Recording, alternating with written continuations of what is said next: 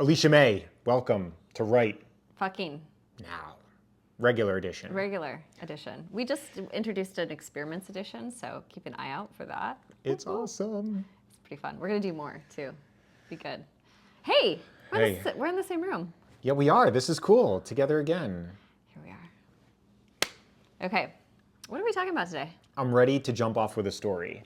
A couple Start. topics to weave in. I love a good story. It was an opportunity yesterday to actually live the concept. I saw an opportunity wide open. So I was at Starbucks. I was excited to do some writing for another project I'm working on.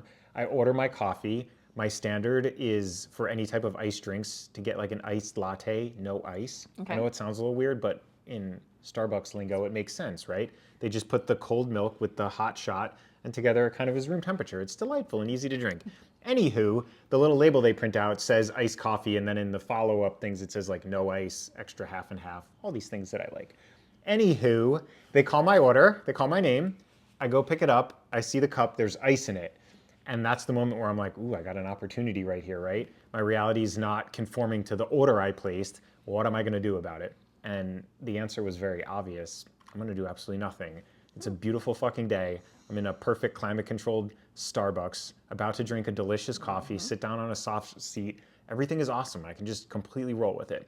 Plus, I was listening to a YouTube or an Insta short the other day with some famous people, and this guy was saying, you know what happens when I get to a restaurant and I don't get what I ordered? I fucking eat it anyway. You know what I do? Nothing. You know what I say? Nothing, because who cares? It's delicious, perfect food anyway. And I was feeling the resonance of it and drawing from it. So I was like, whatever, this is gonna be perfect. Wait, did you see that Instagram reel before this happened? I had seen that Insta reel, yeah, maybe Okay. a day or two before. So Okay. that actually immediately came to mind too, Yeah. that idea. What are you gonna do? Nothing, who gives a shit? So I'm like, all right, take my coffee, I'm sitting down. I'm like, this is gonna be great. I got a great coffee, I got a thing. This idea of surrender, letting go. I don't need to take physical actions or urges, as Joshua would say, act on them to correct by being like, excuse me. So I take out my computer, open it up. All of a sudden, I'm looking at my computer. I hear a voice say, oh, you actually ordered it without ice, and I just made it with ice. And I look up and the barista's looking at me, and she goes, I'm gonna make you another one without ice right now. You can keep that first one or throw it away or do whatever you wanna do. And this like wave of goosebumps went through me, and I knew I got it, this concept of not resisting or rejecting or acting on an urge to correct anything that's happening in your reality. Just fucking allow it and watch the reality paradoxically give you twice as much as you ordered. It love was that. such a simple, easy example, and it had all the elements contained within it. Even the subsequent thought that came to my mind saying, yeah, it's cool that this happened with little things, but could it possibly happen with a big thing? And that statement alone had obvious power to it. The fact that I'm conceptualizing something else as being bigger than or having more importance than the cup of coffee, A, means I'm already giving more weight to it when truly nothing does have more weight to it. And B, it was showing a higher degree of resistance within me regarding bigger things than these smaller things. Because you can only receive what you allow. And as soon as you demarcate something as bigger and more challenging, reality, as the God of your reality that you are, has to prove to you that it is more challenging then, but it doesn't have to be. Your question was mine exactly, so thanks for reading your mind because that was on my mind. That's excellent. Have you had this experience before? I have several times. This was just so succinct. It all played out in 60 seconds. The thought stream was obvious for me to witness. It was very succinct, and I saw it happen. I've had other examples that played out maybe over more time or not in as clear of a matter, but this was just such a perfect example because it was like 60 seconds of perfection. Have you seen this before?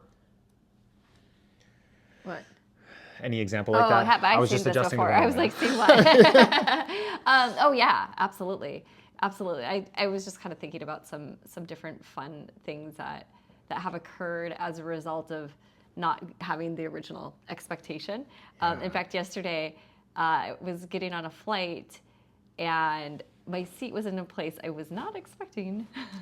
Middle row? No, last? it was last row, but the couple that was sitting in the window in the middle seat, and then I was on the aisle, As I approached them, they were laughing, and I was like, oh, this is going to be a great time. And within like 20 seconds, maybe 30 seconds, the guy and I realized that he knew my aunt who lives in this tiny little town in Minnesota, and it was and then it just like ended up being a super fun 10-hour flight because I was flying from London back home. But I ended up next to these delightful people, and I knew within, as I'm walking. I'm looking at the number. I was like, whoa, that's a very high number on my boarding pass. And I get to the last row. Oh, and the seat's still reclined. So Look that at was that. awesome. So And you were back of the bus. back of the bus, with the cool kids in the back. We had a great time. So no, I didn't get double of something from the universe, but I got a really delightful, surprising outcome from that. So You know what's interesting? I was about to say, from my perspective I was having in the moment, you did get double because not only did you get your seat, but you got a friendly person to talk to. You got what you ordered, a seat, and you got an enhancement I like to it. that. I Yeah. also keyed in on something you said, which was, I knew it was going to be a good flight. I saw my seat was high, I was heading to the back, but then I knew it was going to be a good flight. And this recognition of knowing, whether the knowing can be intentionally chosen or default sloppy thinking, allowing the pattern that you've seen before to be what you accept, believe, and surrender to, and Yeah. repeating it. And almost this paradox of when people say, I got like an intuitive hit that it was that person was going to be evil, and then it played out in the way, or I got the intuitive hit that this was going to be wonderful. And Abraham's always like, well, you're half right and half wrong, Yeah. because as the creator of your own reality, you're receiving your current vibration, and then you're choosing to lean into it without checking the thought and Yep. deciding if you want that to be your chosen experience. Yeah, and I think that that's where a lot of the internal fine-tuning comes from. I said internal, but there is no external. That's Ooh, all. bringing It's it full all circle. one. Yes. But it's this idea of if I'm getting inspiration to do something versus an urge to do something, right? And that really fine-tuning thing. And there could be times where a true inspiration, you're getting a true nudge by your inner being, being like, go over there, do the thing. But it could look like it's coming from a place of fear or a place of doubt or distrust or whatever. And yet it could really be your inner being being like, go over there, right? And then there's other times where it is truly an urge, right? And we're trying to control a situation or an outcome. So I think being able to take that half second and ask, like, what's the motivation behind this? What's going on behind this, right? And in a situation of getting a incorrect coffee order, right? The motivation behind it to take action or not or whatever, right? Like, it was not inspired to do anything about it. But had you been, right?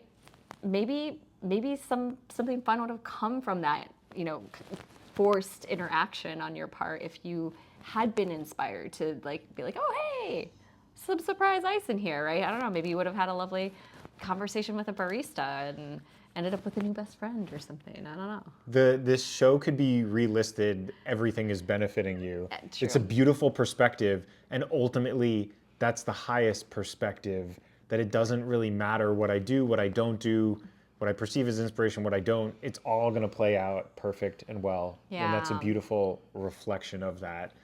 Even in this game of refinement and precision, sometimes I need to just stop and be like, chill out, Chill out, just accept it all. chill out, like, oh wait, where is she? Coconut. Oh, the we camera can't has auto see! tracking. Oh, damn it. Oh my God, it's such a smart camera. It so stays. perfect. We have a dog that's chilled We have a out. dog with us. Super chilled out, Coconut. I had the same idea to do it, and then I remembered we got this really smart camera, Auto tracking. the Insta360, yeah, and it auto tracks, so you can be like a high-profile business guy and walk around your office, and it'll follow you. That's awesome. I love it. So in my future, I intend to do that. Okay, In cool. my high-profileness. I love it. Okay. Yeah, we could use this little software remote to try. So, that's a good idea. So, one of the things though, to come back to this idea of urge versus inspiration and letting reality reflect to you versus like acting on a true inspiration. Yeah. I've been thinking about that idea, and we briefly mentioned Eckhart Tolle's The Power of Now book, right? And starting to be able to decipher what's the constant internal chatter, right? The human mind, the ego, the whatever you want to call it, that is constantly chattering and trying to figure things out and solution things and effort things and whatnot. And then creating and allowing the space for inspiration to come in. And I'd be curious to understand from you, as somebody who's a very regular, quite consistent meditator, are you able, as you are doing your living meditation, walking through the world, are you able to easily distinguish between your inner being, voice, nudges, that sort of thing, versus your human mind urges? And what does that look like for you? So my highest understanding at this moment, and I'm always excited to say my understanding of myself is constantly evolving. And that's something Dr. Joe always keys on too. I offer you my highest understanding in this moment, and I love that because I realize it's changing, and I'm excited to key this in more. I do perceive right now sudden thoughts that feel good that come out of absolutely nowhere to be generally of the inspirational nature. When I follow through on those, they tend to result in really cool things. That idea suddenly where it's like, just go over there. And there's really no rhyme or reason or logic to it. And I just get up and do it. And there'll be like a beautiful sunset. Or shout out to Sam the other week at the Schwab conference where I was at. It was like, oh, go over there and get coffee now. And I was like, but there's people in line. You know, the logic presented reasons not to do it. But then I was like, well, there's really no good reason. Like, where did this thought come from? I'm just going to go over there. So I go over there. Or sorry, it wasn't coffee. It was a bagel station. And I wait in line or whatever. Then I'm getting my bagel. And then all of a sudden I like feel a pat on my back. And Sam's like, hey, I wound up right here. So It's perfect. I love that. yeah, and I perceive the urges more, which is why I was using the coffee as an example. It'll say, there'll be what I perceive to be something not as I want it to be or think it should be or ordered it to be. And I feel the urge to do something, say something in order to get the circumstance to be as I originally intended it to be. And sometimes it works. And Abraham, everyone seems to acknowledge you can do a lot matter to matter. There's no doubt about it. You can get angry enough with a supervisor to get your phone bill corrected or whatever it is.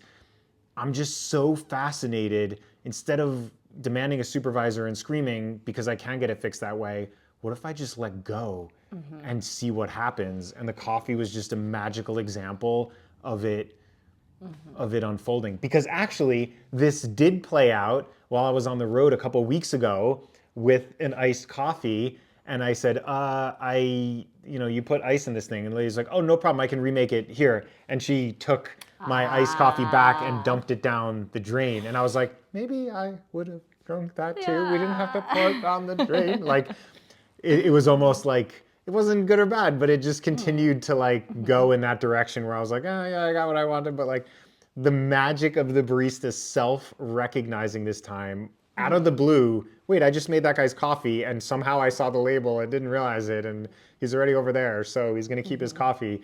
Like, it's just really That's fun really cool. and effortless to play out. That's super exciting. One of the other things that I have been playing with this idea of, I guess, giving my human mind a little bit of a rest sometimes is on the planning aspect of things, right? And instead of really trying to plan far ahead, just letting things unfold. An example of this was on my flight back from Morocco. I had a quick overnight in London, and I didn't book my hotel ahead of time. I didn't know. I didn't know if there was going to be a lounge that I could buy a pass to for the night, or my flight was pretty early the next day, so I don't know. I was just going to feel it out, and I happened to be flying into Gatwick, and Gatwick had a handful of hotels literally walking distance from the airport. And I got a perfect room, no problem. Walked right in. They booked it right there for me. And it was perfect. And I thought about historically the time that I would have spent looking at a bunch of reviews, estimating like drive time, or is there a quick shuttle, or what's going on. And instead of like clouding my now experience with that future research and that future, planning and making sure everything's detailed out. I really have been enjoying just kind of playing with the flow of things and really believing and knowing that whatever it is I need to know, like remembering a name of something, is going to come to me at the right time. So Beautiful. Reviews are really a double-edged sword, and I've been keying into that idea lately too. I have an intention or an excitement to act in some way. All of the sudden, a product or like a service comes effortlessly to my awareness, and instead of saying "fuck yeah," it just showed up that easy, I say, logically in the past, it was a poor quality product when I just acted that way. So I need to take time and look at reviews and this and that. And it really slows down the process. And perhaps now that I'm talking about it, it's actually an urge to correct a misalignment within myself of my trust in reality. If I know everything that's happening in my reality is to my highest benefit, and I know if something's effortlessly appearing, I can lean into it. I don't need to take the time to review it. And another pattern I previously recognized in myself, once I'd make a purchase or a reservation, I'd take another 15 minutes to keep looking around to just to be sure. Just to be sure, but just it would just double check. introduce more doubt, right? Abraham's idea, you make a decision and then just line up with it. And a shout out to Cynthia here. We were actually talking about this yesterday. We were getting a storage unit. We're closing down a business. We're moving some stuff in. And she's just like, yep, that storage unit is going to be perfect. And I was like, don't you want to look around at other? Nope, just make that one. It came to us effortlessly. It's right here. They had 50% off sale for an indefinite term. She's like, just act on it. She's like, I can't like waste time. This is just stupid. And I was like, wow. And it's really sending a vibration to the universe. Like I trust whatever comes to me first is what works out perfect. And the fun part of it is, if you recognize my belief strong enough to act that way, and I was, and it did, and it worked out perfect. Now I have a little bit of momentum going with the idea that the next time something effortlessly presents itself, I'm just gonna fucking hop in on it and generate and spin up momentum on that concept. I trust my reality, whatever comes is perfect, and it'll continue to be so. I love that. I'm curious, do you have any tools or permission slips that you use to double check that? Like, are you thinking your finger thinking, thing? I am thinking about my muzzle testing. Shout out to Sam again on that one. Sam. Do you have any sort of check-in that you do? I was into that for a while, into all sorts of permission slips. I was into the muscle test. Okay. I was into the divination tools, the little pendulum you hang with a yes or no. I feel like as I went through these different journeys over the past few years, I played around with so many different permission slips. And what I've been playing most with lately is checking in with my real honest emotion in the moment and seeing how effortless the emotion feels, or if it's anxiety disguising itself as like an urge correction. Like, well, it feels better than the alternative, or if it really feels relaxed. That makes sense. Yeah. I Is like the that. muscle test your primary? No, I do go on feel. I definitely like take a breath, like to feel. Yeah. Sometimes I do it a lot with food and ordering. If I can't decide, I'll do my muscle testing. But I'll also do muscle testing too on some like bigger decisions when I'm feeling like, when I do feel my own wobble. And it's just, I like it. It's kind of just like a little like, okay, Heck yeah. I got a clear answer on this one. Do I doubt the muscle testing? Every now and then when it's like, do a thing, I was like, really? Okay, do a thing. Here we go. So, but it has always led me on the right path. So, for now, it's a permission slip that I deploy sometimes, not always. A thing that I've been working through since the Joshua retreat that we went to in February, what came up very powerfully for me was this idea of obligation, and just coming to realize how and where I do obligation in a lot of places in my life. And so there are some times where I feel like this decision, this action had been made out of obligation, and then I'm like looking back at that decision, I'm like, and then I'm like, okay, I have the opportunity to change that decision. and then that's where I'm like, okay, should I really do it? Should I really change this decision? And always so far the answer has been yes. Like let go of that obligation. So, Yeah. and it's been some big things. Like I had a great opportunity to go to Napa Valley, had a spot at a French Laundry reservation. All of it was going to be paid for, and I realized I was going on that trip out of obligation, and it felt like a big deal. I was turning down this really great opportunity to go do a thing, and all paid for, and what a great sign of abundance in terms of being offered that, and also like what a great opportunity for me to tune in and make a decision that's true to myself and not out of obligation. I feel the empowerment in that. And the movie, I think it's Hitch with Will Smith is coming to mind, where he starts off the movie, I'm pretty sure with something like, there are 10 rules for any guy getting any girl. A, B, C, D goes through them or whatever. And then the last line of the movie is like, rules, there are no rules, right? So I was just suggesting this idea of urge to correct, but I can like feel the resonance of you deciding to change your decision as a self-empowerment tool, as a recognition of self. Every time I think I've found a hard and fast rule of consciousness, someone shows me I haven't. And I hear Abraham say, the path of least resistance wiggles around a lot.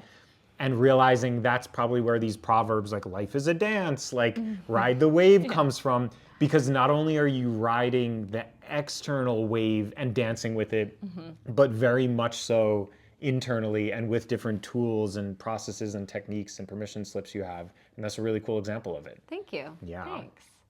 Great. Well, I'm satisfied. I'm satisfied. Do we want to summarize anything that we took away? Definitely. Go ahead. Wait, what did we just talk about? That happens to me all the time. And actually, this is cool. I love bringing this up. Anytime I can't remember what I was just talking about, but I feel really light and good, I recognize that a shift's occurred within me, and it's to my benefit to just keep going with the good feeling. You see this a lot with Abraham people in the hot seat. They'll go up with a question, she'll talk for a while, and then Abraham will say, go back to the question.